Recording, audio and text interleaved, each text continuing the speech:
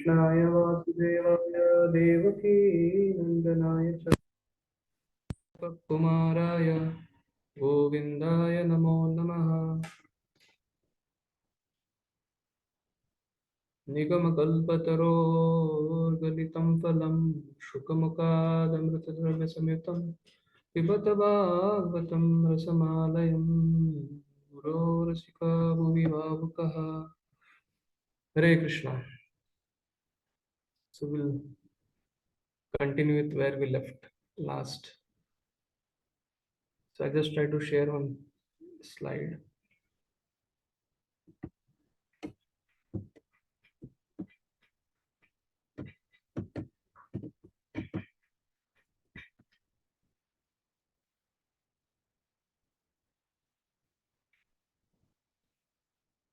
Yes.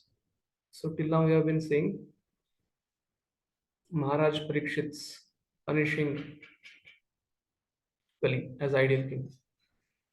So he ruled as per the instructions, then married daughter of King Uttara. We got four sons headed by Maharaj Janmejaya, performed 3 horse sacrifices. And after performing 3 horse sacrifices, he chastised, he got the information that Kali has entered his kingdom. So he's about to chastise Kali. So meanwhile, Chakravarti Thakur mentions that Parikshit Maharaj in his Samadhi is able to see Dharma in form of a bull and Bhumi, it is Vasundhara, in the form of a cow. And then Kali personification in form of a Shudra who is dressed in a royalty order. So this is a scene. Parikshit Maharaj is about, has taken his sword. The section 16-17, it speaks about this picture. Parikshit Maharaj is the sword. Kali, Shudra dressed in a form of a royalty order, is folding his hand and is surrendering to him. And he begs for 4 places. He begs for some places. Then Parikshit Maharaj allows him for the place where there is no austerity, there is no mercy, there is no cleanliness, and there is no austerity, cleanliness, tapasya, saucha, then meat eating. Yeah, these are places where this intoxication is sex, meat eating, and gambling. These are 4 places allotted to him. Then he tells that this kind of place is not available in your kingdom. So then he requests for the 5th place, and where there is too much accumulation of gold, then that place is given to him. So says ask, please narrate this low class Shudra trying to harm the cows, 3 legs are broken. Please narrate if it has connection with Lord Krishna. Atavasya padam bhoja makaranda liham satam kim anay rasadalper ayushayad asadvaya. So the glorification of Harikatha goes on there. Then Maharaj Parikshit conquers all direction. And on the way, he has the glorification of his forefathers. Chakravartipad mentions Vartamanasya as Anuvartamanasya. He remembered his forefathers and their relations with Krishna every day. And that evoked divine emotions towards Krishna in the heart of Parikshit Maharaj. And we saw this shloka, Saratya Parashada Sevana Sakya Dautya Virasananugamanastavana Pranama Snigdeshu Pandushu Jagat Pranitam Cha Vishnu Bhaktim Karoti Napatischaranaravinde. Saratya, he became the chariot driver, Parshada, messenger, Sevana, he served them as servant, Sakya, he becomes a friend, Dautya, and he did all kind of things what could be Dut, Virasananugamana, he became the night watchman guarding Pandavas that nobody should come and kill them. Stavana Pranama, and is worth offering glorification. So Snigdeshu, why? Because of Snigdeshu, Pandavas were Snigdha. So we saw this malleable to the will of the Lord. Jagat Pranitam Vishnu, Bhaktim Karoti Napatish Charanaravindi. So this attracted the Lord towards the Pandavas. So in 7th canto, in the first chapter, a shloka comes, begins with Gopya Kama Bhayatkam. So Vesha Chaityadyon Sambandhya Drishni Snehat Tuyam Bhaktya Vayam Vibho. So gopis, they got the mercy of Krishna by their attachment in the form of paramour love. And then Kamsa, because of his fear, intense fear for Krishna. And then Shishupal and other kings, very envious because of their envy. Vesha, Chaitya, Dhanupa, all kings headed by Shishupal because of their envy. And then Yadus, by their relationship, Sambandha Vishnu, and Pandavas, Sneha Yuyam. This shloka is being told by Narad Muni to Yudhishthira Maharaj, the seventh canto. And Sneha Yuyam is telling you, Pandavas, by your great affection for the Lord, you achieved mercy of Krishna. And we general devotees by Bhakti, Bhaktya Vayam Vibho. Vibho means Lord is almighty and we are tiny. By our Bhakti, we achieved devotion to Him. So then Bull is asking some questions that he has lost three legs. These are different set of questions. This is going to come in a closed book. Mostly it is there. This question is there. Unlawful meditators will exploit you. Demigods bereft of sacrificial offerings, famine and drought, women and children not cared for, goddess of learning handled by misguided brahmanas, brahmanas not respecting brahmanical culture, disorder created by so-called administrator, people breaking rules and regulations. All these are happening because of, or you are unhappy because of Krishna's disappearance. That is main cause. We're going to come to that. So we have to start from here. This 40 transcendental qualities of the Lord. So this verse number 26 to 30. And in Chakravarti Pad it's 31. In our Bhagavad it's 30. This mentions about 40 qualities of the Lord, which mother cow, our Bhumi is remembering in the form of cow. And these are the qualities: truthfulness, cleanliness, intolerance of another's happiness. So we'll start with this.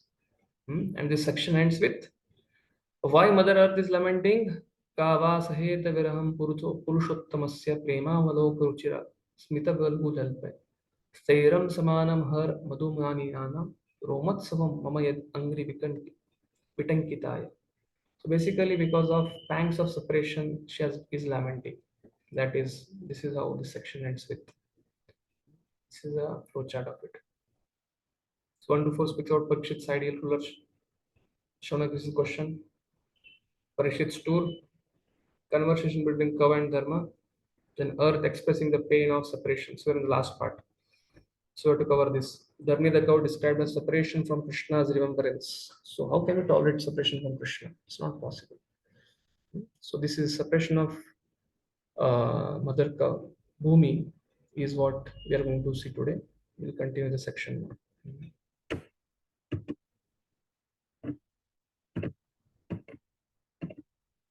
Yeah.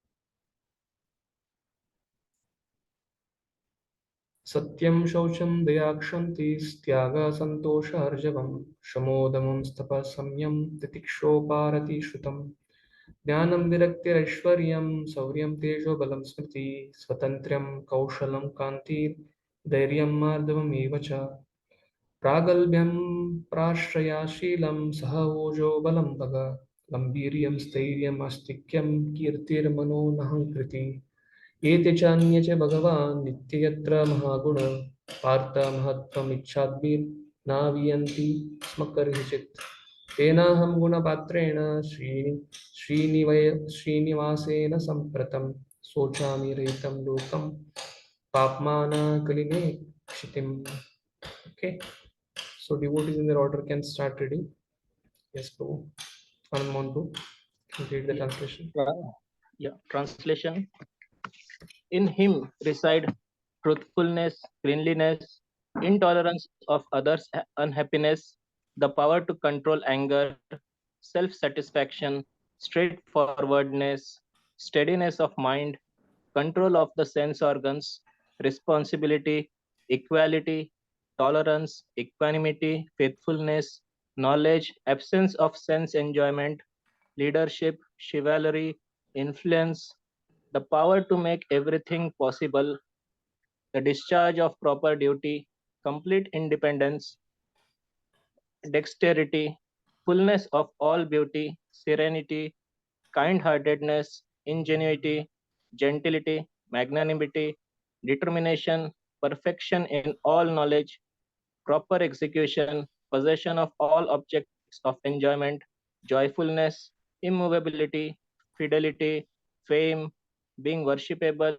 pridelessness, being the personality of Godhead, eternity, and many other transcendental qualities which are eternally present and never to be separated from Him. That personality of Godhead, the reservoir of all goodness and beauty, Lord Shri Krishna, has now closed his transcendental pastimes on the face of the earth. In his absence, the age of Kali has spread its influence everywhere. So I am sorry to see this condition of existence. Yes, bro. Yeah. Yes. Even if it were possible to count the atoms after smashing the earth into powder, still it would not be possible to estimate the unfathomable transcendental qualities of the Lord. It is said that Lord Anantadev has tried to expound the transcendental qualities of the Supreme Lord with his numberless tongues, and that for numberless years together it has been impossible to estimate the qualities of the Lord. Yeah. So this is what Gurujan Prabhu highlights in the whole purport. Starts here and it goes at the end. Prabhupada mentions all these qualities in the purport, and then at the end, yes, true, green one. His qualities, therefore, cannot be counted by anyone, however great one may be. Yeah. So basically, Lord has infinite qualities and in infinite proportion. So the 40 qualities are being mentioned here, and these are the qualities we sing in this Samsara Dava, Nalida Loka, that comes. Madhurya Leela Gunarupa Nanam. Madhurya Leela Gunarupa Namnam. So basically, uh, Nam, when we chant holy names, first thing when person goes from sadhana bhakti to raganuga to bhava bhakti, first thing he gets to hear is Madhurya Lila Guna Rupa. People say they first you get to hear the flute, but main thing in this fourth thing is Rupa. Nam gives Rupa. When you chant the holy names, the Rupa of the Lord is manifested. Leela of the Lord is manifested, and qualities. So this indicates that Mother Earth is in highest level of devotional service in remembrance of Lord Krishna.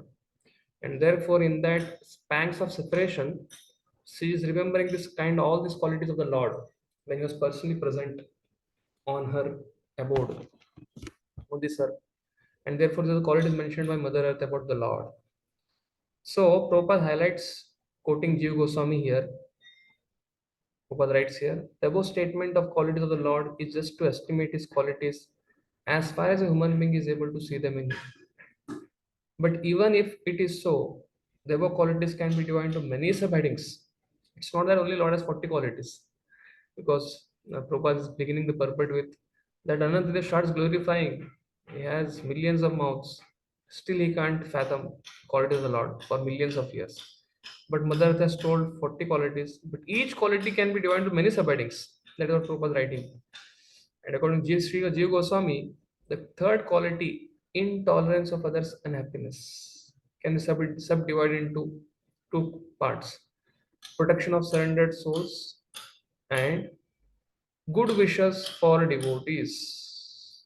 Basically, when we see somebody is being cheated, somebody is being looted, somebody is abused, we can just see and say, okay, it should not have happened with him. Nobody goes out of the way and try to protect them. But Lord has that feature. Lord has that nature, feature, ability. Therefore, Jiva is telling he can protect the surrendered souls, and also he can wish well. and really give fortune for his devotees. And therefore he assures in Bhagavad Gita, Sarvadharman Parityajya Mamekam Sharanam Raja. Therefore, somebody is engaged in his devotional service, he gives them the protection. So if Lord gives the protection, Prabhupada continues in the purport. Why Lord gives protection and favors only some people, especially his devotees, not everybody? Like sun is there, sun rays is equal for everyone. So Lord's mercy should be equal for everyone. So Prabhupada takes in the 10th quality of this today's shloka, equality. So Prabhupada indicates. Yes, Mataji, can you read? Puna Mataji, from here. Yeah. Equality indicates that the Lord is equally kind to everyone, as the sun is equal in distributing its rays over everyone. Yet, there are many who are unable to take advantage of the sun's rays. Similarly, the Lord says that surrendering unto Him is the guarantee for all protection from Him. But unfortunate persons are unable to accept this uh, proposition, and therefore they suffer from all material miseries. So even though the Lord is equally well wishing to everyone, the unfortunate living being, due to bad association only, is unable to accept his instructions in uh, toto. And for this, the Lord is never to be blamed. He is called the well wisher for the devotees only. He appeared to be partial to his devotees, but factually, the matter rests on the living being to accept or reject equal treatment by the Lord. Hare Krishna. Therefore, after touching the point of equality, then Prabhupada comes back to the point of seventh point in the qualities of the Lord, steadiness of mind. So then he mentions steadiness can be expanded to also mean that Lord never deviates from his word of honor. Because Lord promises something, he has to fulfill it. Our promise may break. Our words are like line on the sand or on water. But Lord's words are like it's line on the rock. Sometimes rock may also break, but Lord, His words never change. So when He gives assurance for protection, the promise is executed in all circumstances. So it is a duty of pure devotee to be fixed in discharge of the duty entrusted to him by the Lord, or the Lord's bona fide representative, the spiritual master. The rest is carried out by the Lord without a break. So, a very important point Prabhupada is trying to mention here, that Sharanagati aspect of the Lord, 18.56. So Lord says, Sarvadharam Parityajya, and He will protect. So, from our side, what we should be fixed in our practice. It will be sometimes whether it will be very good, sometimes whether it will be very bad, sometimes conducive, sometimes not conducive. But like Lord Krishna says in second chapter of Bhagavad Gita, Shita Ushna, Shuka Dukkada, Mana, Apman, all these things, dualities of this world will be there. Till the time we have body, dualities will be there. Whether we are practicing devotee, or we are advanced devotee, or we become pure devotee, dualities will be there. But difference between a practicing devotee and pure devotee is that pure devotee is able to tolerate it and he rises above it. But the practicing devotee, for him, that event becomes all in all. And the remembrance of the Lord, the task, the practicing of Krishna consciousness, it goes in the background. It may happen physically, but from the point of view of thought process, from the point of view of remembrance, that goes into the background. Therefore, this protection, Prabhupada is linking the protection aspect of the Lord with the steadiness. Lord is steady. Similarly, devotee also should be steady. He can't access the Lord. He can read the scriptures, but he should become steady in terms of following the instructions of the representatives of the Lord. That is what Prabhupada says. Then after this, Prabhupada mentions on the responsibility of the Lord is also unique. Yes, third devotee can try to read this section from responsibility till I will read here. The responsibility of the Lord is also unique. The Lord has no responsibility because all his work is done by his different appointed energies. But still he accepts voluntarily responsibilities in displaying different roles in his transcendental pastimes. As a boy, he was playing the part of a cowherd boy. As the son of Nand Maharaj, he discharged the responsibility perfectly. Similarly, when he was playing the part of Kshatriya, as the son of Maharaj Vasudev, he displayed all the skill of a martially spirited Kshatriya. In almost all cases, the Kshatriya king has to secure a wife by fighting or kidnapping. This sort of behavior for a Kshatriya is praiseworthy, in the sense that a Kshatriya must show his power of chivalry to his would-be wife, so that the daughter of a Kshatriya can see the valor of her would-be husband. Even the personality of Godhead Sri Ram displayed such a spirit of chivalry during his marriage. He broke the strongest bow, called Har Dhanur, and achieved the hand of Sita Devi, the mother of all opulences. The Kshatriya spirit is displayed during marriage festivals, and there is nothing wrong in such fighting. Lord Sri Krishna discharged such responsibilities fully, because although he had more than 16,000 wives, in each and every case, he fought like a chivalrous Kshatriya and thus secured a wife. To fight 16,000 times to secure 16,000 wives is certainly possible only for the Supreme Personality of Godhead. Similarly, he displayed full responsibility in every action of his different transcendental pastimes. What is connecting the aspect of steadiness of the mind? So devotees also should be steady. So similarly, it's not that only devotee is responsible, Lord is also responsible. And when it comes as to play different role as son of Nand Maharaj, as a king, as a father, or as a husband, he has all these responsibilities. And as a part of responsibility, also exhibits a quality of chivalry. So chivalry also is one of the quality mentioned in the purport. So Prabhupada is inserting the quality of chivalry inside the quality of responsibility.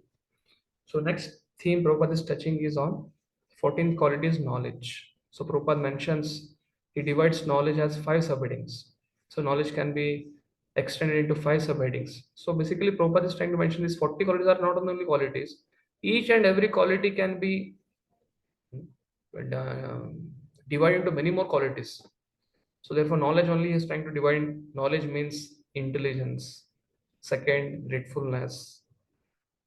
Knowledge means gratefulness, because somebody is knowledgeable, then he's grateful. Kritadnya. Nya means to be knowing that somebody has done something good for me. So being grateful for that.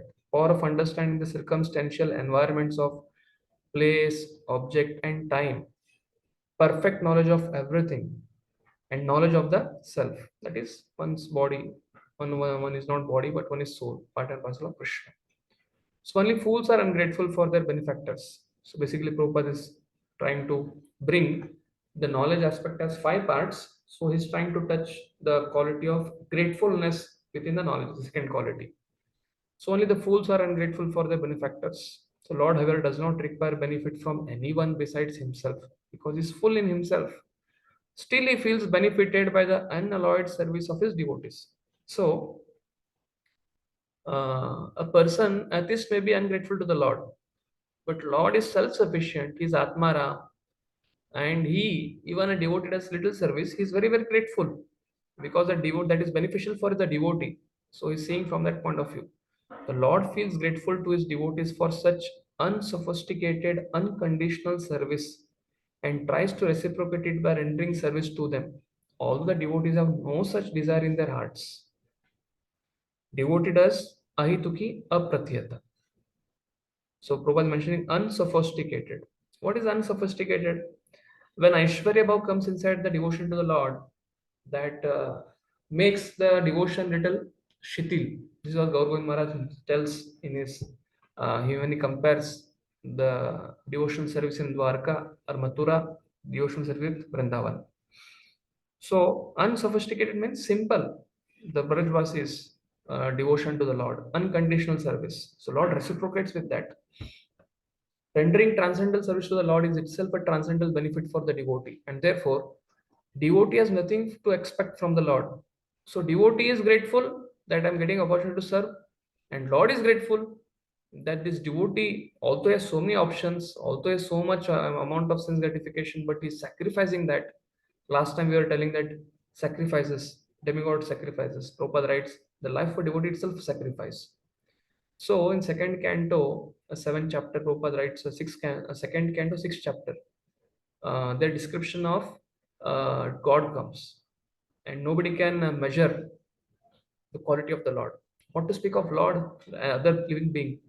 Even Lord cannot himself understand, fathom his own glories. Here, to Anantadev is mentioned, glory, Anantadev example is given here. Ananta with millions of heads cannot understand the qualities of the Lord. But in second canto, sixth chapter, Shloka comes here, Sukadeva Goswami is telling that even Lord himself cannot understand himself or fathom his glories. And that is the reason he gives a Prabhupada mentions the purport when Krishna is enjoying all the gopis, especially Srimati Radharani. Radharani is serving, she is a servitor godhead, and Krishna is the enjoyer, is to be served.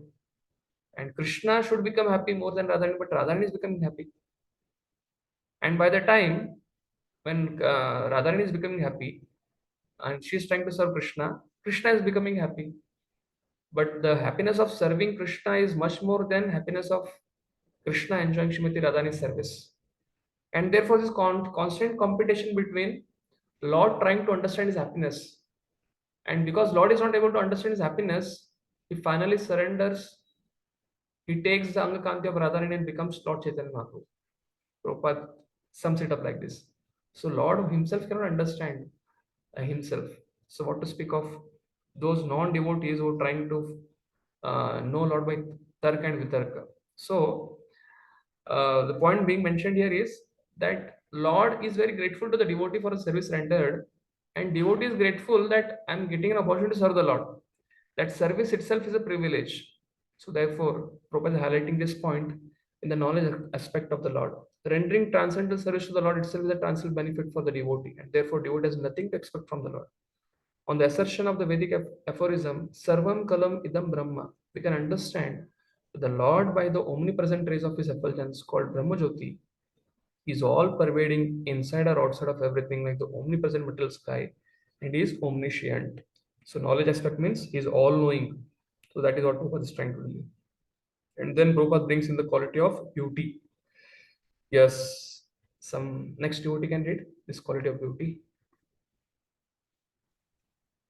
As far as the beauty of the Lord is concerned, he has some special features that distinguish him from all other living beings, and over and above that, he has some special attractive, beautiful features by which he attracts the mind of even Radharani, the supermost beautiful creation of the Lord. He is known, therefore, as Madan Mohan, or one who attracts the mind of even Cupid. Srila Jiva Goswami Prabhu has scrutinizingly analyzed other transcendental qualities of the Lord and affirms that Lord Sri Krishna is the absolute supreme personality of Godhead, Parabrahma. He is omnipotent by his inconceivable energies, and therefore he is the Yogeshwara, or the supreme master of all mystic powers. Because he is the Yogeshwara, his eternal form is spiritual, a combination of eternity, bliss, and knowledge. The non devotee class cannot understand the dynamic nature of his knowledge they are because they are satisfied to reach up to his eternal form of knowledge. All great souls aspire to be equal in knowledge with him. This means that all other knowledge is ever insufficient, flexible, and measurable, whereas the knowledge of the Lord is ever fixed and unfathomable. Srila Sutta Goswami affirms in the Bhagavatam that although he was observed by the denizens of Dwaraka every day, they were ever increasingly anxious to see him again and again. The living beings can appreciate the qualities of the Lord as the ultimate goal, but they cannot attain the status quo of such equality. This material world is a product of the Mahat Tattva, which is a state of the Lord's dreaming condition in his Yoga Nidra, mystic slumber in the causal ocean, and yet the whole creation appears to be a factual presentation. This means that the Lord's dreaming conditions are also factual manifestations. He can therefore bring everything under his transcendental control, and thus, whenever and wherever he does appear, he does so in his fullness. The Lord being all that is described above, he alone can maintain the affairs of the creation, and by his so doing so, he gives salvation even to his enemies who are killed by him. He is attractive even to the topmost liberated souls, and thus he is worshipable even by Brahma and Shiva, the greatest of all demigods. Even in his incarnation of Purusha Avatara, he is the lord of the creative energy. The creative material energy is working under his direction as confirmed in the Bhagavad Gita 9.10. He is the control switch of the material energy, and to control the material energy in the innumerable universes, he is the root cause of innumerable incarnations in all the universes. There are more than 500,000 incarnations of Manu in only one universe, besides other incarnations, and thus we can simply imagine the number of his incarnations in all the universes.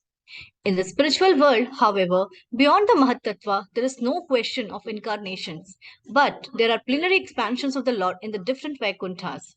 The planets in the spiritual sky are at least 3 times the number of those within the innumerable universes in the Mahatattva, and all the Narayana forms of the Lord are but expansions of his Vasudeva feature, and thus he is Vasudeva, Narayana, and Krishna simultaneously. He is Sri Krishna Govinda Hare Murari, He Natha Narayan Vasudeva, all in one. His qualities therefore cannot be counted by anyone, however great one may be. Krishna. So one question for all of you. So there is a line highlighted here in yellow. There are more than 500,000 incarnations of Manu in only one universe, besides other incarnations. So how this figure has come?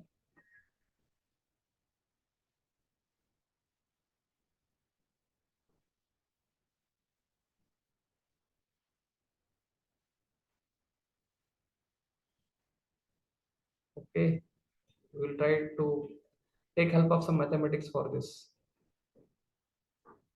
500,000 incarnations of Manu.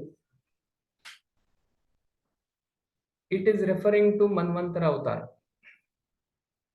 There are 6 kinds of avatars. There is Purusha avatara, Karmadaksha Vishnu, Shivadaksha Vishnu, Garbhadaksha Vishnu. Then there is Guna avatara, Vishnu, Lord Shiva, Lord Vishnu, Lord Shiva, and Lord Brahma. Then there is Leela avatar.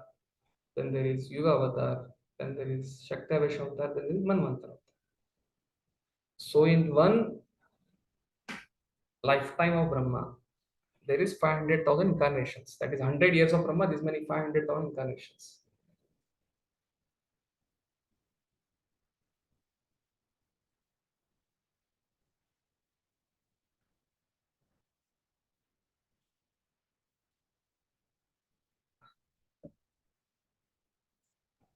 In one day of Brahma, there is 14 So in one Manus. day of Brahma, from Bhagavad Gita, 14 Manus.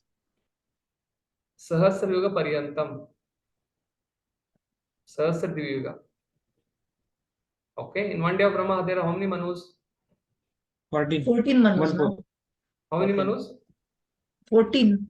14, yeah, 14. So that means in one day of Brahma, there are 14 Manus. 14 Manus. Correct? So Physics. in one day of Brahma. So in 1 month of Brahma, how many Manus will be there? In each Manu, 14 Manus. When Manu comes, there is Manu, Manu Deva, Manu Putra, Manu Avatar, then there is Shapta Rishi, and there is Amsha Avatar. That means in one Manu, there is one Avatar. That means in one day of Brahma, there are 14 Manus. 14 Manus, there are 14 Avataras. That is in one day. So in 1 month of Brahma, there are how many Manvantara Avataras? That is 14 into 30. 30. That is 420. Into 12. Yeah, in 1 year of Brahma into 12. That comes to 540. 5040. Into 100.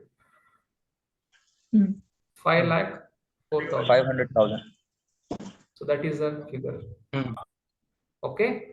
This Prabhupada gives his calculation in 2nd canto Srimad Bhagavatam, 7th chapter, 20th verse, 2:7:20. There Manvantara Avatar is described. This calculation Prabhupada calculates in the purport. 2nd canto, 7th chapter, 20th verse. Okay. So that means Lord has Lord himself has innumerable qualities, and incarnations are so innumerable. And to glorify that Lord, even Ananta cannot do. But Prithvi has just mentioned some of the qualities which can be elaborated in a wide variety of ways. So Prabhupada has given this purport. So we'll just continue the next theme. 5 more shlokas for this chapter. Yes, next devotee.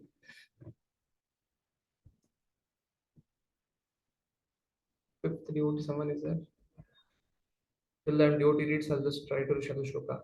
आत्मानां चानुशोचामि भवन्तं चमरोत्तमं देवपित्रं ऋषिशादुं सर्वं वर्णां सताश्रमं. Yes. If the fourth devotee is not there, the fifth devotee can read. Yeah, Gopika Mataji. Anuj who's doing. Hare Krishna. Translation. I'm thinking about myself also, O best among the demigods, about you as well as about all the demigods, sages, denizens of Pitraloka, devotees of the Lord, and all men to the system of Varna and Ashrama in the human society. Should I read the purport, Prabhuji? Unable to hear you, Prabhuji. I'm just telling. I'll just try to highlight some points and then I'll try to. You can read the thing in blue and yellow once I mention. So in this purport, Prabhupada mentions about, because in translation comes demigods,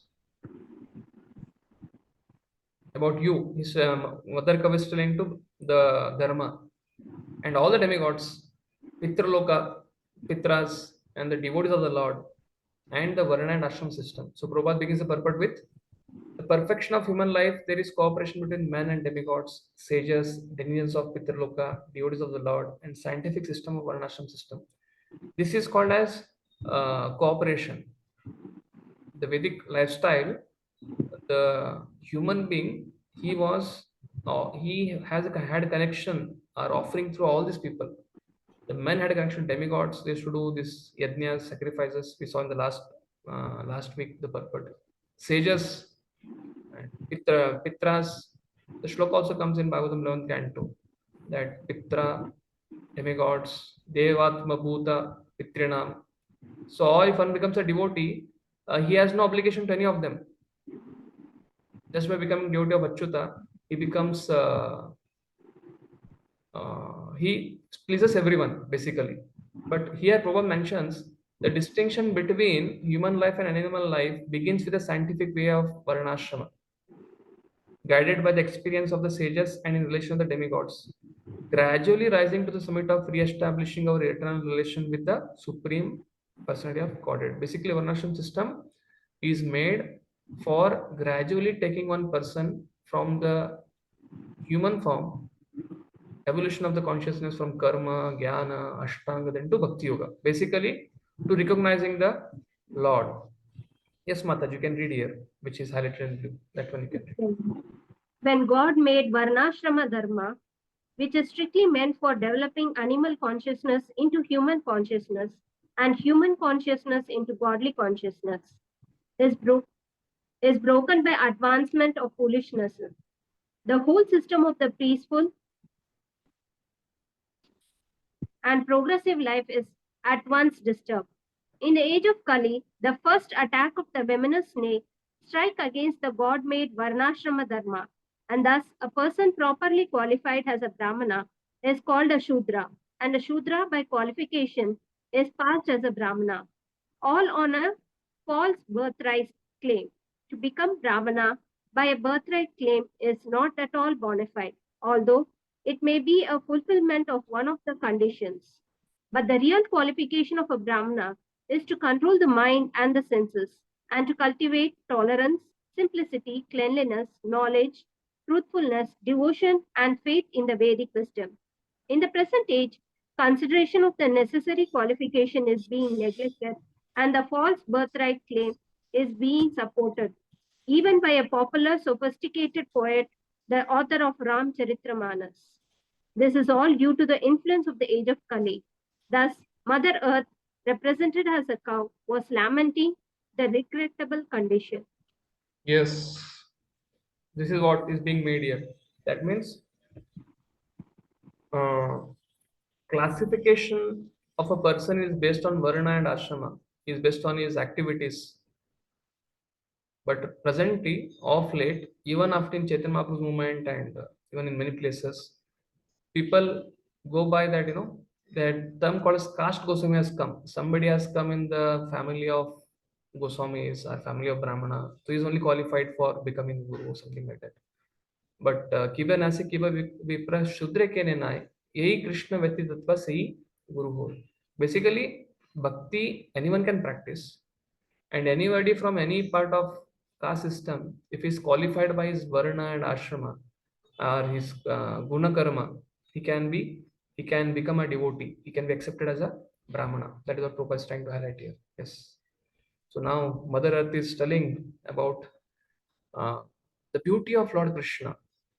And even Lakshmi because Lakshmi, when she appeared from the ocean of milk, she brought a flower garland in her hand and she was sitting at Indra. She saw Brahmaji, she saw everybody, Bali Maharaj, everyone. It happened during the Samudra Manthan Leela, 8th canto it comes. And she saw that only Lord Vishnu was bereft of all faults. He had no faults. And therefore she went and offered the garland to Lord Vishnu. So that time, Mother Earth is telling about that incidence, that Brahma and everybody, they're eager for the glance of Lakshmi, but that Lakshmi is always serving your lotus feet. And that lotus feet were always in touch with me constantly when you were present on the earth.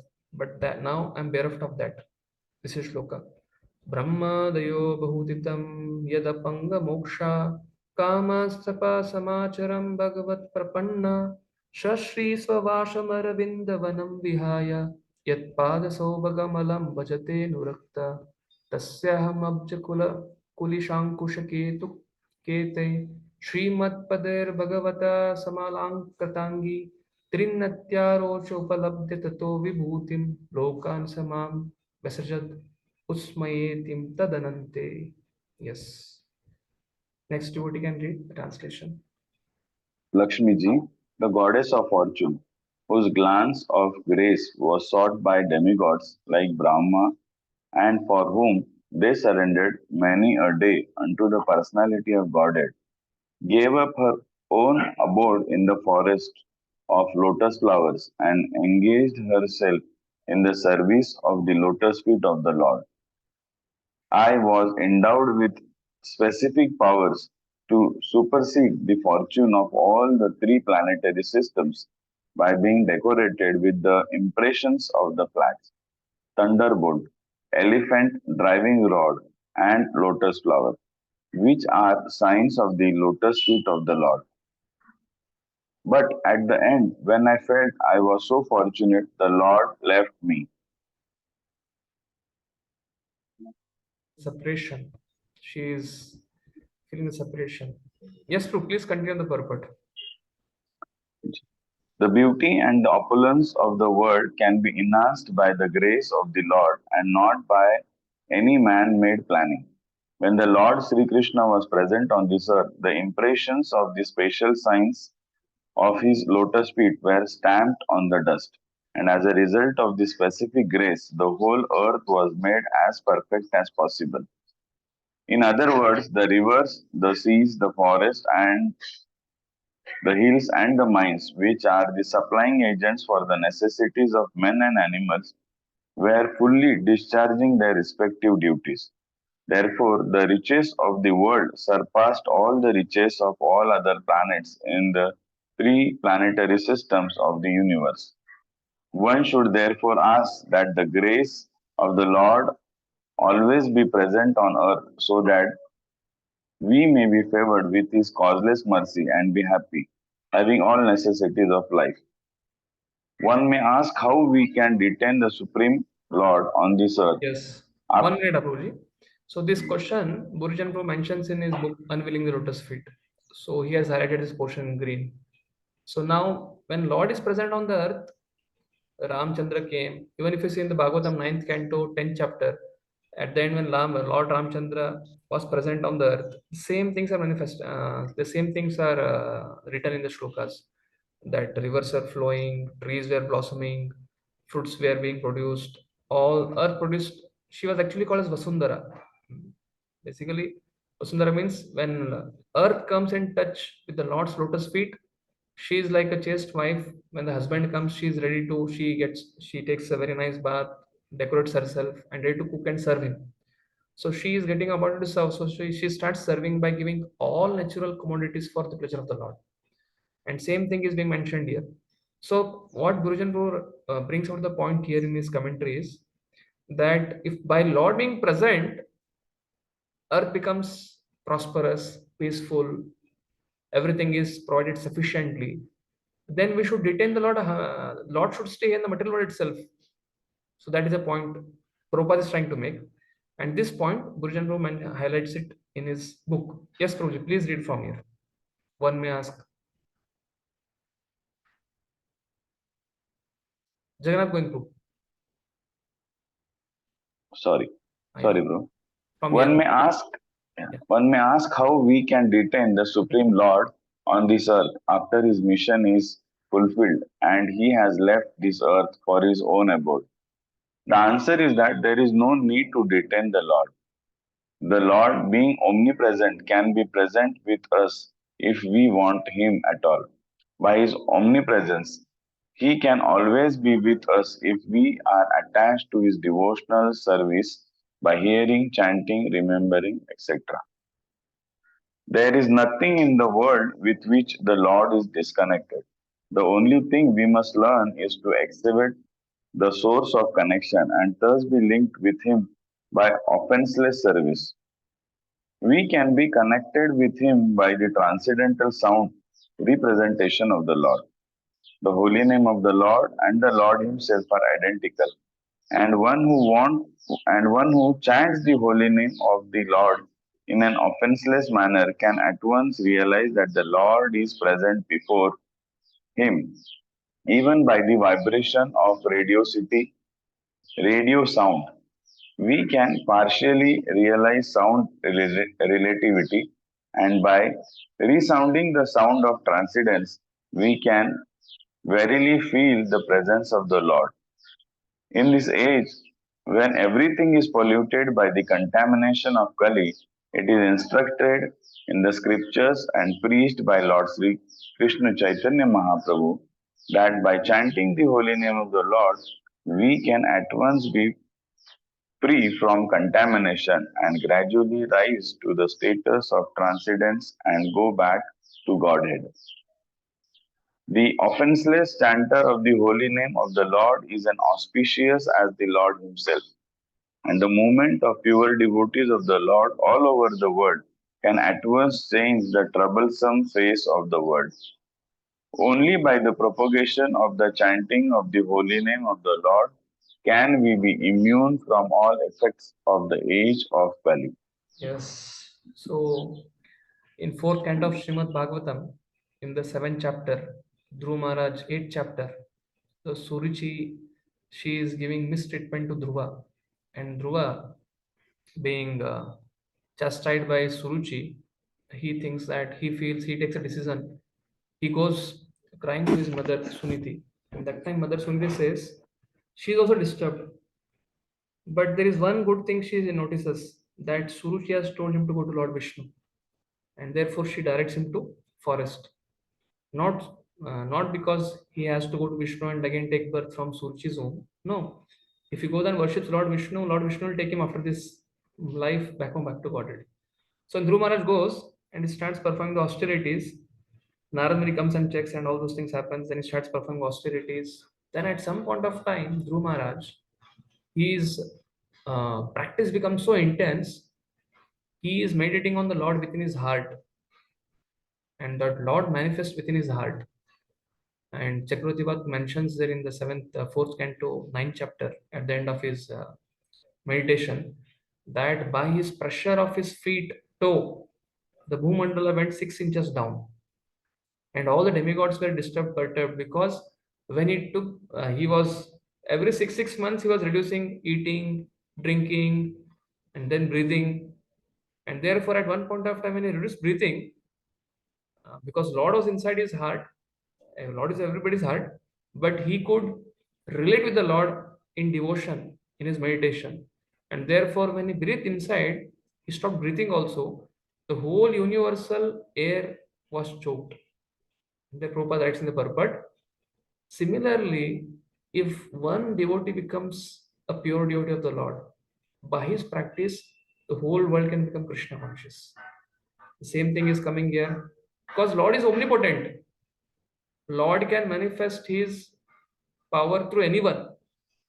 And therefore, offenseless chanting of the Lord, because Lord is omnipotent, Shravanam, Kirtanam, Vishnu, Smaranam, Archanam, Vandanam, Dasyam, Sakyam, Atma Nivedanam, Iti pumsarpita Vishnu bhaktisya namalakshana kriyet bhagvat tyajya tad aditam tad manye aditam uttamam. So this kind of learning is the topmost learning. Who can understand that Lord's name, form, qualities are not different from him.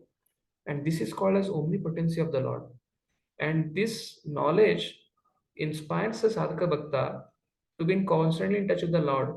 And initially we may not become offenseless chanters, but the journey from offensive chanting to inoffensive chanting to offenseless chanting, the journey is about time, that amount of time one gives to the Lord's holy names. First comes quantity, then comes quality.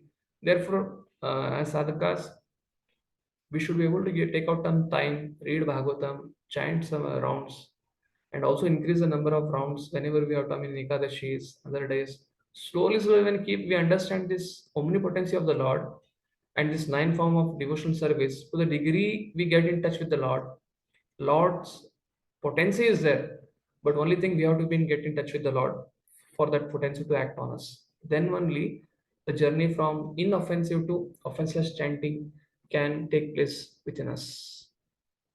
So next shloka. So in this shloka, Atmani Paurushena Yo vai mamati bharam asuram sharadnyam akshoni satam apunudat atmatantram tvam dushtamunapadam atmani paurushena sampadayam yadusho ramayam abhibrad angam. This verse is exactly like the verse where Gajendra is offering a prayer in 8th canto, 3rd chapter, verse number 8 and 9. I'll come to it, but we'll just read the translation of it. Yes, next devotee. Hare Krishna. O personality of religion, I was greatly overburdened by the undue military connections arranged by atheistic kings and was relieved by the grace of personality of Godhead. Similarly, you were also in a distressed condition, weakened in your standing strength, and thus he also incarnated by his internal energy in the family of Yadut to relieve you. Yeah. So basically, when the earth is overburdened, when she's overburdened, in Jayadeva Goswami's pastime we see when those dacoits, when his competitors, they had sent some dacoits and the dacoits told that Jayadeva Goswami has lied. It means dacoits lied. What happened was Mother Earth opened up and swallowed all the dacoits. So there, Maharaj was telling in that lecture that Mother Earth cannot tolerate any person on her surface telling a lie. Any person who is lying, that person becomes very overburdened to Mother Earth. And most of the suras, they lie, they do all the things for their keeping their status quo, and therefore they increase their military phalanxes. So such atheistic kings, when they increase their military phalanxes, like Shishupal, like Ravana, or like Kamsa, so Lord appears. And therefore here in the translation, Mother Earth is telling that when these kings, because of their burden, I was not able to bear, then she went to Brahma in the form of a cow. And then Brahma went to Svetadvip. And Brahmaji, all demigods, they tried to connect with the Lord, but Lord did not reciprocate it. Brahmaji offered Purushukta, and by Tene Brahma Hriday Adi Kavi, the knowledge was transmitted to the Brahmaji that he is going to appear in Yadu Vamsha, and all the demigods should also appear in different Vrishni, Andhaka, the dynasty, and Lord will come and do the needful. So Mother Earth is remembering because Lord has departed. So all of you can imagine, like all of you are in a family life. Sometimes when son is there, a daughter is there, or when they grow up, they go to some other place for studying, or they go out of India, they go far away. And when as parents, especially as mothers, when you go inside the cupboard and you open up, जो बचपन से आपके जो बेटे या बेटी जो इस्तेमाल किए रहते वस्तु वो आपके हाथ में आता है. So at that moment, mothers what they do is they catch that thing and they keep on thinking about, okay, he was like this, my son was like this, my daughter was like this, she grew up like this. The whole thing goes back to the how she was born, how she went to primary school, then to high school, and all this flashback goes off. So similarly, it's very natural for a living entity to go back to from the beginning stage flashback for someone who is very connected to them. Similarly, Mother Earth being very, very intensely connected to Lord Krishna, because she only went to Brahma in the form of cow for reducing the military phalanxes. And Brahma gave that news of Lord is going to appear on your surface. So she is going back to the flashback. Oh, Lord appeared on my surface. So this is what it is telling. And how Lord appears to lessen the burden of this earth, he appears in his Swa Atmani. So now here the Dharma or the bull or cow, she was in a distress condition. I was mentioning about a prayer of Gajendra. Here it is mentioned Atmani Paurushena Sampadayam Yadushu Ramyam Avibrada Angam. So Mother Earth was in a distress condition. Gajendra was also in a distress condition. Gajendra, he was cursed in his previous life. He was Indra Maharaj. He became the king of the elephant along with his wives, his relatives. He went on a picnic, Trikota mountain, where all the Gandharvas, Kinnaras, denizens of heaven used to come and have their picnic, sporting activities. And there suddenly one crocodile caught him. And then 8th canto, first, second chapter speaks about how Gajendra is suffering. In 3rd chapter, he starts offering prayer. And his prayer starts from 3rd, 4th verse. And 8th and 9th verse, he also offers a very wonderful prayer, which speaks about this one. Na vidyate yashcha janma karma va, nanama rupe gunadosha eva va, tatapi loka apya sambhavayaya, svatmani. He comes in his own form, svatmani, ururupaya. So namaste akila karanaya, nishkaranaya, adbhuta karanaya. So in this way, Gajendra offers prayers. That Atmani Paurushena, here mentioned, Gajendra also mentions that Swa Atmani, that Lord appears by his own internal potency. Like Lord appeared as Krishna here for protecting the Mother Earth's distress condition, Lord Hari appeared to protect Gajendra in his distress condition. But whenever Lord comes, he comes in self-own potency. Yes, Prabhu. You can read this in yellow and blue. We'll conclude this shloka with this. Hare Krishna. By increase of the Asuric population, those who follow the principles of religion become unhappy, especially the devotees of Devas. In such situation, the personality of Godhead incarnates to vanquish the unwanted Asuras and to re-establish the true principles of religion. This was the mission of Lord Sri Krishna and he fulfilled it.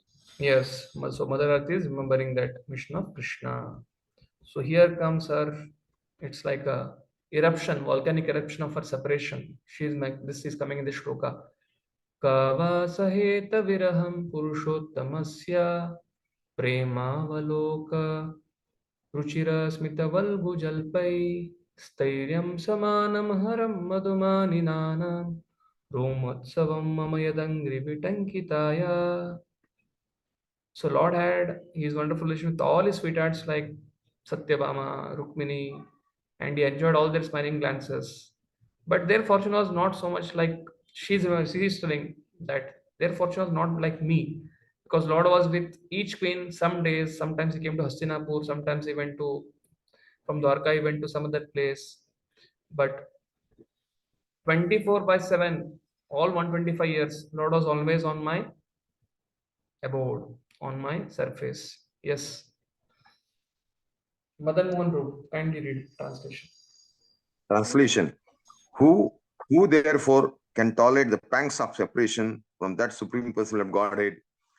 He could conquer the gravity and passionate wrath of his sweethearts like Satyabhama by sweet smile of love, pleasing glance and hearty appeals. When it traversed my earth's surface, I would be immersed in the dust of his lotus feet and thus would be sumptuously covered with grass which appeared like hairs standing on me out of pleasure. Shall I read it purport? Hi, Hare. There are chances of separation between the Lord and his thousands of queens because of the Lord's being absent from home. But as far as his connections with the earth was concerned, the Lord would traverse the earth the lotus with the lotus feet, and therefore uh, there was no chance of separation. When the Lord left the surface of the earth to return to his spiritual abode, the earth's feelings of separations were therefore more acute. Yes. So Prabhupada mentions here because Lord was always in touch with Mother Earth. Therefore, when Lord departed from this world after his Moksha Leela, the most acute separation was felt by Mother Earth, Bhumi. And therefore, she is remembering this. So, therefore, she is sad. तयोरेवं कथयतो पृथ्वी धर्मयोस्तदा परीक्षिणाम राजर्षि प्रप्ता प्राचीं सरस्वतीं. Yes, Prabhu. Continue. Hare Reading. Krishna. Yes, Mother. Translation. While the earth and the personality of religion were thus engaged in conversation, the saintly kings Parikshit reached the shore of the Saraswati river, which flowed towards the east. Yes. Thus, the end of the Bhaktivedanta purports of first canto, 16th chapter of the Srimad Bhagavatam, entitled How Parikshit Received the Age of Kali. Hare Krishna. Yes, Hare Krishna. So this is what we saw in the 16th chapter. Parikshit Maharaj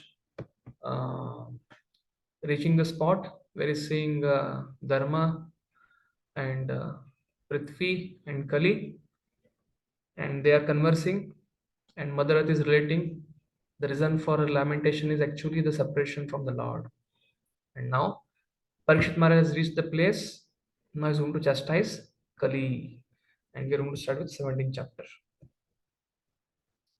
सुत उवाच तत्र गोमिथुनं राजा हन्यमानम् अनत्वतात् दण्डहस्तं च वृषलं ददृशे नृपलञ्चनम्. Yes. Translation. Translation. Suta Goswami said, after reaching that place, Maharaj Parikshit observed that a lower caste Shudra, dressed like a king, was beating a cow and a bull with a club as if they had no owner. Yes. What we'll do is, till 6 verses, I'll recite the shloka, read translation, and together I have made a table for these first 6 shlokas, comparing with the Vedic kings and the modern executive heads. We will try to discuss. Yeah, next shloka. वृषं मृणालं धवलं मेहन्तम् इव बिभ्यतं वेपमानं पादैकेन सिद्धन्तं शूद्रताडितं. Mataji, continue reading this one. Okay. The bull was as white as a white lotus flower. He was terrified of the Shudra who was beating him, and he was so afraid that he was standing on one leg, trembling and urinating. गां च धर्म दुग्धं दीनं वृषं शूद्रपदाततं विवत्साम् आश्रुवदनां क्षामं यावसमिच्छतिम्. Although the cow is beneficial because one can draw religious principles from her, she was now rendered poor and calfless. Her legs were being beaten by a Shudra. There were tears in her eyes, and she was distressed and weak. She was hankering after some grass in the field. Yes. अप्रच्चारतम् आरूढ कर्ताश्वर परिषदं मेघगम्भीरया वाचा समारोपित कार्मुकः. Maharaj Parikshit, well equipped with arrows and bow, and seated on a gold embossed chariot, spoke to him, the Shudra, with a deep voice sounding like thunder. Yeah. कष्टं मच्चरणे लोके बालद्दांशि अबालान् बलि नरो देवो शिविशेषेण विशेन नतवत् कर्मणा द्विजः. Oh, who are you? You appear to be strong, and yet you dare kill within my protection those who are helpless. By your dress, you pose yourself to be a godly man, king, but by your deeds, you are opposing the principles of the twice born Kshatriyas. Yes. Yasvam Krishne gate duram saha gandiva danvana sochyosi asocyam rahasi praharan vadam arhasi. You rogue, do you dare beat an innocent cow because Lord Krishna and Arjuna, the carrier of the Gandiva bow, are out of sight? Since you are beating the innocent in a secluded place, you are considered a culprit and therefore deserve to be killed. Yes. So till here, shloka number 6, Parishit Maharaj is chastising Kali. Cow is lamenting, she is grieving. The bull is 3 legs are injured, with 1 leg he is standing. These are shlokas. So now, Prabhupada covers a very essential points in this, are made in tabular form. Recently, all of you also might be knowing some of the comments of our environmentalist about ISKCON Goshalas, and that has become very viral and talk of the whole state now, country. And therefore, while I was preparing for this theme, what is the mood and mission of Srila Prabhupada regarding co-protection is very nicely highlighted in these verses. So we have just touched 6, but it also comes in 13th verse also. So I'll just try to zoom it for you so that you can see it nicely. Is it readable? So the theme, Prabhupada's Bhagavatam, if you study from Bhakti Shastri point of view, there are so many things: preaching application, personal application, mood and mission, theological application, and there are 14, 15 themes. So right now, what so-called ecologist she has commented about ISKCON, Goshala, what ISKCON does. They keep on telling about milk, and then they send all the cows which are not milking to slaughterhouses. There are no calves. So what is the mood and mission of Srila Prabhupada? From based on Bhagavatam, we can see from this thing. The way ISKCON is a very bona fide movement which is to be respected by, actually in the Vedic times, the devotees Vaishnavas were so much respected by the Rajarishi kings. But in modern times, because they don't know the codes of Dharma, people don't know what is Dharma. Therefore, the people can't understand who is doing Dharma and who is doing Adharma.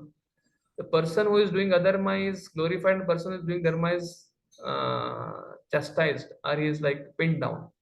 Kavajananti Mamoda Manushim Tanum Ashrita. Lord, when he appears, he is called as a man, and people make man into God. So this is a pitiable condition of Kali Yuga. So here I mentioned the verse number, if you are able to see, and the section called as Raja Rishi's regime of Vedic times and modern day executive heads of state comparison, first verse. So we saw in first verse that Shudra, he has dressed up in form of a king, his Kali, and he is trying to beat 3 legs of the bull he has injured, and cow is grieving. This is a scene. So what Prabhupada mentions in the first verses, he mentions 2 points. Yes, someone can read this. What are the 2 points? One, how you should read this is, you should read Raja Rishi regime of the Vedic times under that one theme and comparing another one, lower caste Shudra. Yes.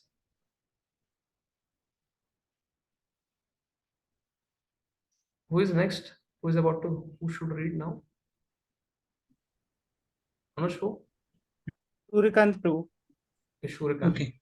Yeah, Rajashri regime of Vedic times, qualified Kshatriyas with Brahminical culture and spiritual initiation are trained and empowered by the jury of enlightened Brahmanas and Brahmashris. Yes. So what Prabhupada tells in the purport is, he begins the purport with the right side. This is a condition of modern day executive heads. What is that? Yes, Prabhu, we can read the right side.